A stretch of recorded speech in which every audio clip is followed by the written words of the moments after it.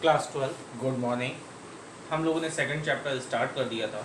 Second chapter start करने के साथ ही साथ हमारा सेकंड चैप्टर था principle of management. Second chapter start करने के साथ साथ हम लोग अब उसके सेकंड टॉपिक पे आ गए हैं। सेकंड टॉपिक है हमारा सिग्निफिकेंस और इम्पोर्टेंस ऑफ मैनेजमेंट प्रिंसिपल। ठीक, तो हमारा सबसे पहला पॉइंट उसमें क्या निकल के आता है? Providing management with useful insight into reality. Second point, optimum utilization of resources. Third, scientific decision. Fourth, meeting changing environment requirement. Fifth, effective administration. Sixth, fulfilling social responsibility. And the last, management training, education and research. अब हम लोग एक एक point के बारे में बात कर लेते हैं। सबसे पहला पॉइंट दिया हुआ है हमें, providing managers with useful insight into reality. अब इसका मीन्स क्या हुआ? मैनेजमेंट होता क्या है? Actually management principles act as a guidelines for the managers. Okay, तो क्या कर रहे हैं ये?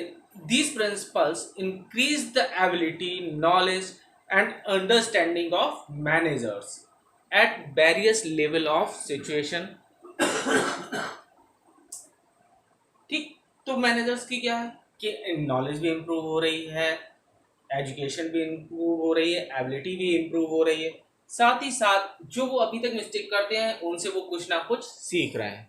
और मैनेजमेंट का मेन फंक्शन ही क्या है कि राइट टाइम पे राइट डिसीजन लेना।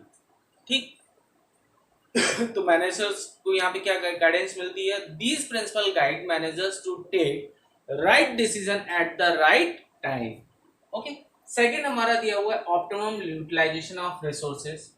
इसका मीन्स क्या है? नो वेस्टेज और मिनिमम कॉस्ट। मीन्स कि हमारे पास जो रिसोर्सेज अवेलेबल हैं वो बहुत स्केर्स हैं।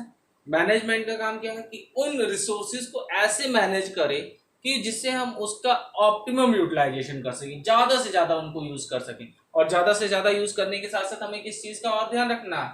मिनिमम कॉस्ट का। ठीक, कि हमारी कॉस्ट क्या हो? मिनिमाइज हो जाए, तभी हम मार्केट में सरवाइव कर पाएंगे। नेक्स्ट हमारा दिया हुआ scientific decision. Develop logic, cause and effect relationship. Cause and effect relationship. Okay, इसका मीन्स क्या होगा?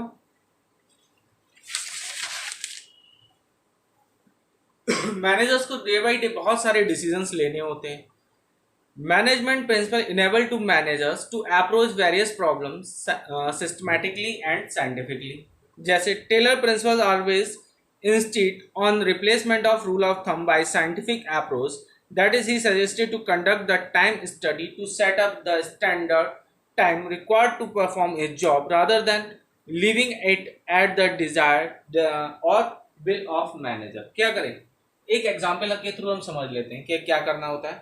कि अगर हम टाइम बांध दें लेबर्स का कि इतने घंटे काम करना है आपको, फिर चाहे प्रोडक्शन हो या ना हो कोई फर्क नहीं पड़ेगा, इंसान आएगा अपना टाइम स्पेंड करेगा और घर चला जाएगा। लेकिन अगर हम उसी के साथ उसको बता दें कि पर डे आपको इतनी यूनिट प्रोड्यूस करनी है, तो क्या हो रहा है कि अब वो जब आएगा एक स्टैंडर्ड यूनिट्स उसको बता दी गई है कि इतनी प्रोड्यूस करेगा, तो वो कम से कम उतनी यूनिट तो प्रोड्यूस करेगा। क्या हो रहा है? Cause and effect relationship generate हो रही है कि आना है उसको और इतना प्रोडक्शन करके देना है। ठीक, नेक्स्ट हमारा आ रहा है meeting changing environment requirement. Help in bringing changes. Environment bar bar change होता रहता है, चाहे वो पॉलिटिकल इन्वायरमेंट हो, इकोनॉमिकल इन्वायरमेंट हो।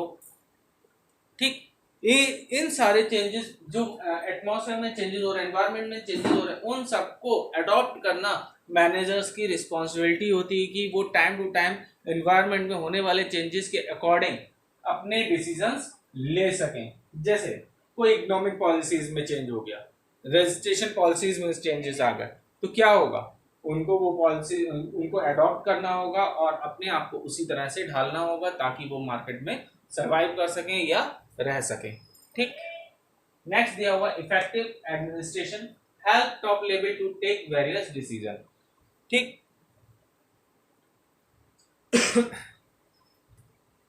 इफेक्टिव एडमिनिस्ट्रेशन में क्या? Administration is the function of top level management. In this function major plans and policies are form. The managers principle act as a guidelines and the base to form various administrative policies to have systematic working in the organization.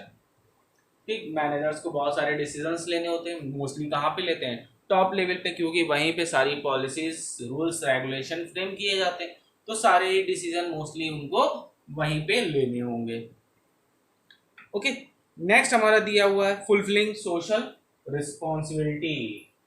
Social responsibility doing task to uplift society. हमको क्या करना है, society को uplift करने के लिए काम करना है, जैसे रोजगार प्रोवाइड कराए, एम्प्लॉयमेंट प्रोवाइड कराना, मिनिमम कॉस्ट पे प्रोडक्ट प्रोवाइड कराना, अच्छी क्वालिटी का गुड्स प्रोवाइड कराना. ये क्या है, सोशल रिस्पॉन्सिबिलिटी है मैन्युफैक्चरर की या मैनेजर्स की, कि वो इन सारी चीजों को वहन करे.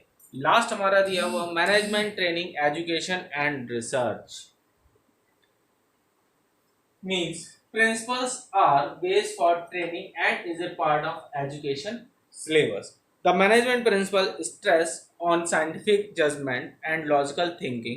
As a result, these principles act as the base of doing research and development in the management studies. कोई भी डिसीजन या कोई भी लॉजिक एक बार की रिसर्च से निकल के नहीं आता. क्या होता है, बार बार उसी सिचुएशन पे वर्क किया जाता है और सबसे बेस्ट डिसीजन जो निकल के आता है, जो सिचुएशन अराइज होती है, हम उसी को अडॉप्ट करते हैं कि हम अगर ऐसी सिचुएशन में ये करेंगे तो हमारे लिए मोस्ट बेनिफिशियल होगा.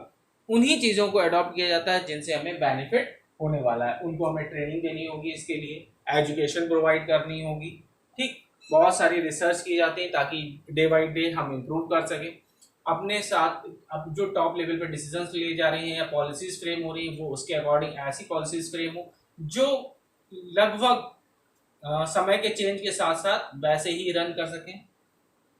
ठीक, तो ये सारे हमारे सिग्निफिकेंस और इम्पोर्टेंस ऑफ मैनेजमेंट प्रिंसिपल्स हो जाते हैं. ओके, अब हम लोग नेक्स्ट टॉपिक हम लोगों का आएगा फ्यूल्स प्रिंसिपल्स ऑफ मैनेजमेंट. इसमें बहुत सारे पॉइंट्स दिए हुए हैं, वो 14 प्रिंसिपल्स दिए हुए हैं फ्यूल ने, उनको हम लोग नेक्स्ट वीडियो में करेंगे. Okay, thanks.